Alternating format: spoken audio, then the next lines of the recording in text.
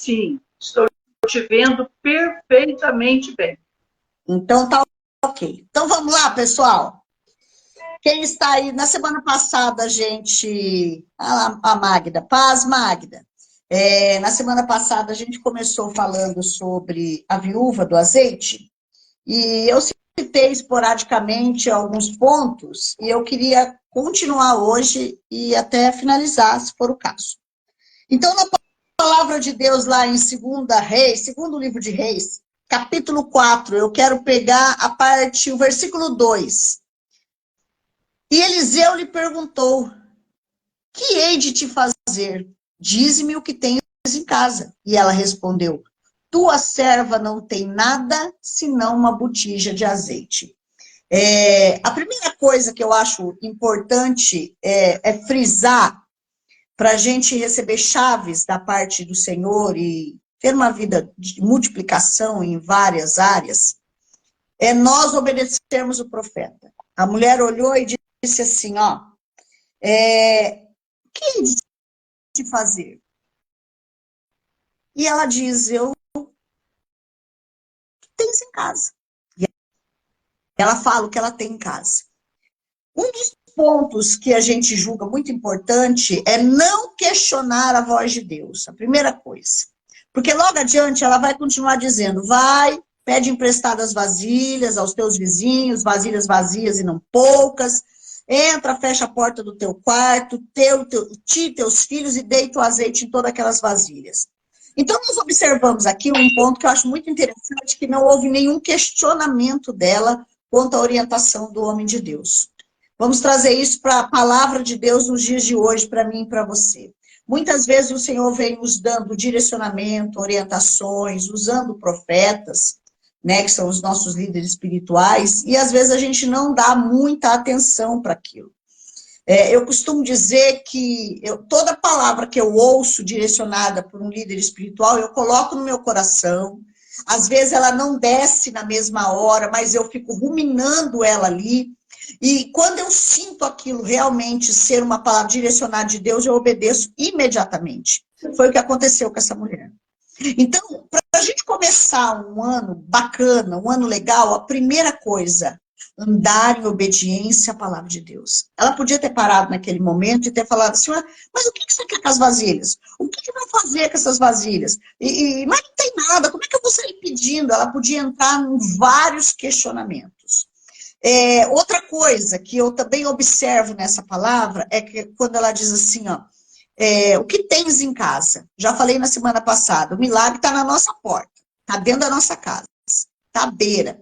Só que muitas vezes nós achamos que ele é pouco, que ele é insignificante, que ele é... A gente às vezes menospreza aquilo que a gente tem, a gente menospreza a família que a gente tem, a gente menospreza os bens que a gente tem. Muitas vezes a gente quer tanto e não enxerga que a partir daquele pouco precisa acontecer a multiplicação. Eu quero falar assim de uma maneira bem clara e bem leve. Nós somos um povo que nós precisamos aprender, eu digo isso por mim em primeiro lugar, porque eu tenho sido discipulada e disciplinada por Deus todos os dias, a valorizar aquilo que a gente tem, mesmo parecendo ser pequeno, mesmo parecendo ser pouco.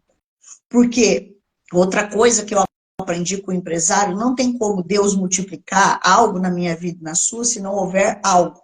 É mais ou menos assim, eu quero que multiplique o dinheiro na minha conta, mas você não tem nem conta, não tem nem dinheiro na conta, você vai entrar lá, tem 0 centavos. Tudo para ser multiplicado precisa ter um pouco.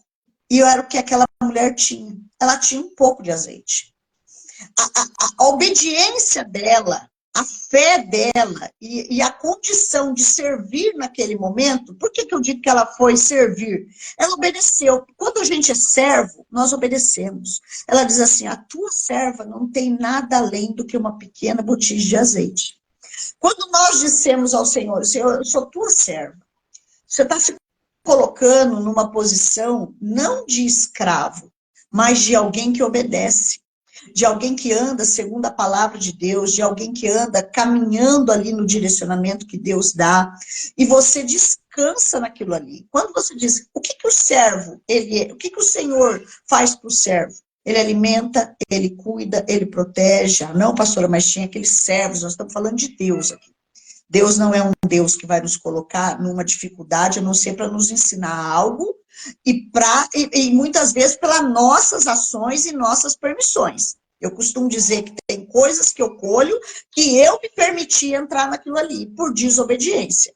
Mas aqui, é claro que a revelação dela foi tão clara no espírito dela que ela diz: a tua serva não tem nada além do que uma botija de azeite. Aí o profeta dá o comando, que é muito importante a gente ouvir e entender os comandos de Deus e obedecer. Às vezes eu atendo pessoas, eu gosto de falar que às vezes eu atendo pessoas porque é praticamente o que a gente faz. E as pessoas, elas vêm nos procurar para alguma orientação, mas elas já vêm, às vezes, com uma decisão tomada. A primeira coisa, não tomar nenhuma decisão sem antes ouvir a Deus. Sem antes ouvir a palavra, sem antes consultar a palavra. Porque as decisões já tomadas, não adianta a gente procurar um profeta depois, não adianta a gente procurar um homem de Deus, uma mulher de Deus ou uma outra orientação. Primeiro nós vamos colher o fruto da nossa escolha. Então aqui ela podia ter questionado, feito um monte de coisa, mas o que ela faz? Ela olha, ela fala: olha, sua serva não tem nada além de uma pequena botija de azeite. Ele olha e dá um comando: vai e pede para os seus vizinhos todas as vasilhas que tiver para emprestar. Acredito eu que quando ela entrou na vila, as pessoas falaram: mas o que você vai fazer com essas vasilhas? Acredito eu que ela não disse nada, nada.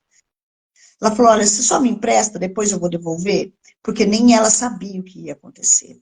Um outro segredo aqui que eu acho fantástico é a maneira como o profeta orienta ela depois da primeira obediência. O que ela faz? Ele diz para ela: pega, entra no teu quarto, entra na tua casa, tu e teus filhos. Para a multiplicação acontecer na minha vida e na sua, essa é a chave principal, ao meu ver. Nós temos que nos fechar em família, nos proteger em família.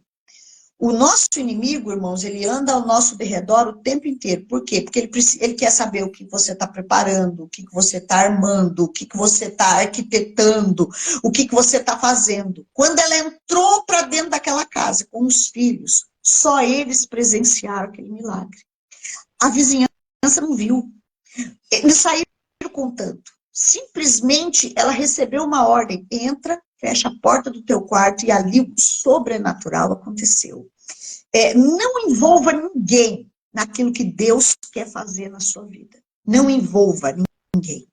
A gente vê a história de Abraão, que quando Deus deu um comando para ele: sai, vai para a terra da tua parentela, sai da tua parentela, e não leva ninguém. Deus não mandou ele levar o sobrinho dele, mas ele levou. Durante um período foi bom. Deus teve que fazer várias reviravoltas ali para conduzir Abraão sozinho como ele queria. Porque Ló chega, vem com suas famílias, vem com seus pastores, começa a ter problema. Ló capturou uma boa parte ali da sua prosperidade. Muitas vezes é o que acontece na nossa vida. Meu Deus! Muitas vezes é o que acontece na nossa vida. Nós colocamos muita gente. Perdão, irmãos, é que passa gato ali, o cachorro fica louco.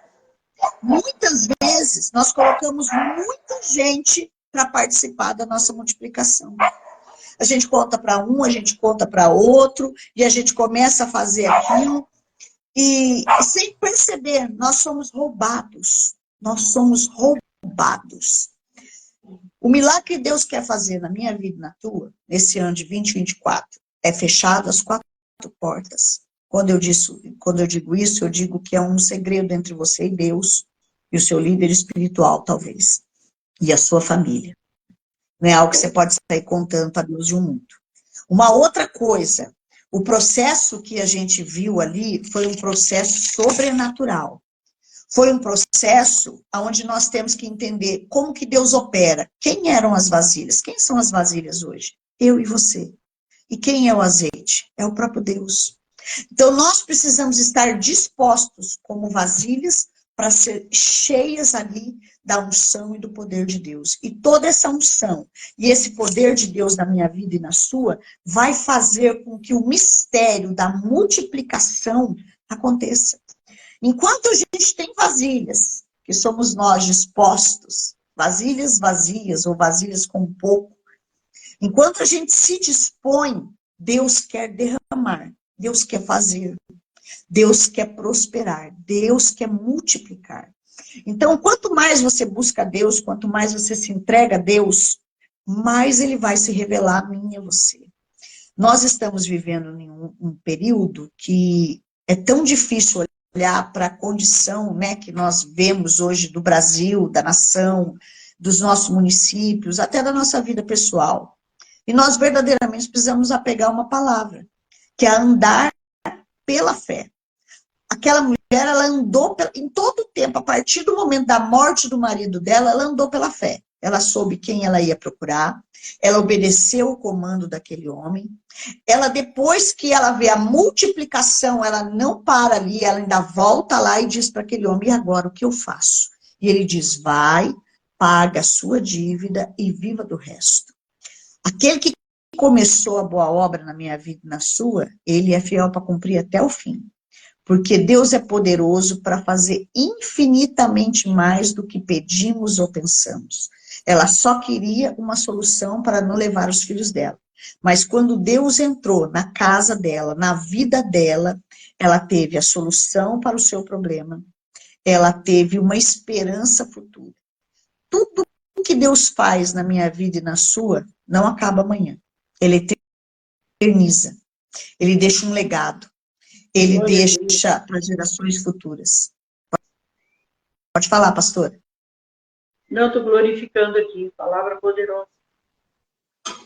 Então, pastor, eu tenho caminhado em cima dessa palavra, né? Acho que foi no ano passado que Deus me deu essa palavra. Eu tenho caminhado em cima dela. E quando eu olho aqui, eu falo, nossa, mas tem mais coisa que dá para tirar daqui. A gente, às vezes, limita muitas vezes a Deus. Olha, o que o Senhor pode fazer por mim? O Senhor pode fazer tal coisa por mim? Deus quer fazer mais. Deus quer fazer infinitamente mais do que pedimos ou pensamos. Nossa mente é limitada quanto ao poder de Deus. Nossa, pai, tá na luta aqui o cachorro. A nossa mente é totalmente limitada quanto ao poder de Deus. Nós não conseguimos enxergar a dimensão do propósito de Deus na nossa vida. Mas quando a gente vai para a palavra e a gente vê o que Deus fez na vida daqueles homens, na vida de Abraão, o que Deus cumpriu, o que Deus prometeu e o que Deus cumpriu é algo assim muito maior do que eles pediram. Muito maior do que eles pediram. A ponto de Paulo olhar e falar assim, olha, o viver hoje para mim, o morrer para mim hoje é lucro. Por quê? Porque tudo que ele já tinha, e não estamos falando de coisas materiais. Porque Paulo, até onde eu sei, ele não fincou uma casa ali, uma casa lá, um patrimônio, mas ele estava tão cheio daquilo que Deus tinha para ele, estava tão cheio das promessas de Deus, porque para mim, naqueles 3 dias que ele ficou cego, ele contemplou, foi muita coisa, ele contemplou o mar de vidro, ele contemplou as ruas de ouro, para mim ele contemplou coisas que ele mesmo diz, ele fala assim, conheço um homem que viu coisas que ele nem pode dizer. Então, eu acho que nós temos que chegar num ponto de relacionamento com Deus. Eu tenho pedido isso a Deus, eu tenho buscado isso em Deus. Que eu quero chegar num ponto de relacionamento com Deus, de eu fechar os meus olhos e contemplar aquilo que me espera. Mas não só aqui, na eternidade. Quando o Senhor diz para ela aqui, ó, vende, paga a tua dívida, e teus filhos, vivei do resto, ele estava vivendo, viva do sobrenatural. O Senhor um dia me disse isso. Nós não podemos caminhar no natural mais. Nós estamos em um tempo que nós buscamos o avivamento, que nós queremos o avivamento, que nós queremos que o Cristo volte logo, nos arrebate, mas nós precisamos caminhar no sobrenatural, porque senão ele pode vir e a gente não perceber. Pode estar todos os sinais aí acontecendo e a gente não percebeu. Ontem eu conversava com alguém a respeito do meu projeto lá na igreja da Casa de Oração, e a pessoa me falou tanta coisa que eu olhei e falei, meu Deus, como é que pode? Não, isso não é para agora, isso é prematuro, tem que pensar melhor. Eu falei, gente, nós temos que pensar melhor para instituir uma casa de oração. Nós já estamos atrasados. Então, quando a gente caminha muito no natural, a gente não consegue mais enxergar o sobrenatural. Então, quando aquela mulher, ela experimentou aquela multiplicação lá dentro da casa dela, porque eu posso imaginar como foi, pegando aquele pequeno azeite, que devia ser uma botijinha pequena, e virando, e virando, e virando, e aquilo até chegar à boca, e continuar virando, igual aconteceu com a multiplicação dos pães e peixes.